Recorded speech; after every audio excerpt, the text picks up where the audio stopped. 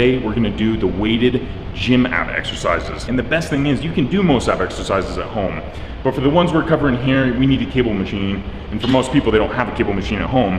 So here we go. We're gonna start off with the rope cable crunches. What you wanna do is just grab the cable, thumbs facing up. You're gonna place your body right down here on the knees. You're gonna sit back on your heels and you're gonna bring those hands right beside your head. And what you really wanna do and focus on these is you're gonna be flexing that spine. A lot of people lift their hips up and down as they try to crunch, which is wrong because then you're not actually getting the full benefit of the exercise. So what you wanna do is just keep those hips stationary, and you're gonna be getting stretching the abs by getting a slight arch in the lower back, and then you're gonna be pulling those elbows to your knees just like so, flexing that spine and crunching those abs in just like that.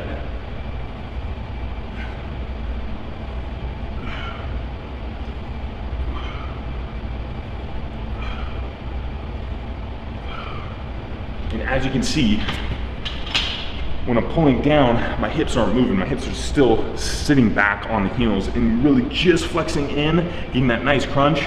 Good thing with these is too, is you can go really heavy on the cables. You get a nice stretch in the abs as you bring it up, and then as you crunch in, you get a nice contraction in the whole ab area, and then you rep that out until you get that nice burn. Usually on these ones, it's gonna be 3 to 4 sets depending on how high volume you want to go. It's gonna be around, well, depends on how heavy you go too, but it could be anywhere from 25 reps to get a nice, really good burn, kind of promote a little bit more endurance and definition in there. Or you can go really low reps if you want some nice big bulky abs. You get a little bit higher on the weight, kind of help build the ab muscles themselves, a little bit hypertrophy range, which will be around the 10 to 12 rep range. Next exercise on the list is gonna be the cable wood chops. So what you wanna do is usually adjust the cable to about mid to low range. This is a little older school cable here, so we actually have to string a cable, and it's gonna be more in the low pulley range here, which is okay, it still works.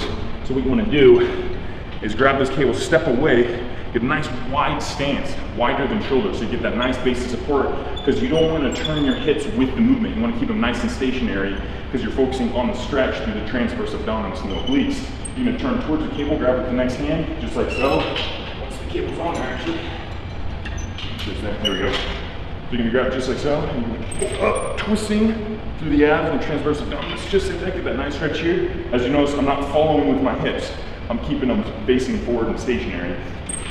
Just like that, so the shoulders will follow, so it's your upper trunk is turning with it. Stretch here, contract, just like that. So you don't want any hip power, we're not working on hip power on this. It's just all right here, right in this core. And then once you rep those out, you're gonna face the other leg, same stance, and repeat, just like that.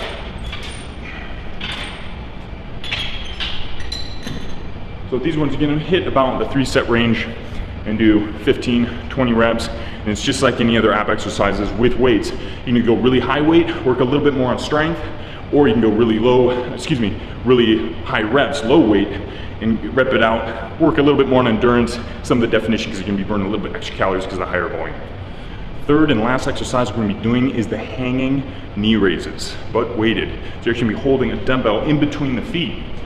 The hand grip, as far as what the width is not going to be super important as long as you have a comfortable grip. And it's going to be overhand or underhand, whatever it may be. So you can get close or wide, depending on what feels better for you. You're just going to grab this weight, just like so, between the feet, squeeze nice and tight. And you're going to lift those knees up. Nice crunch.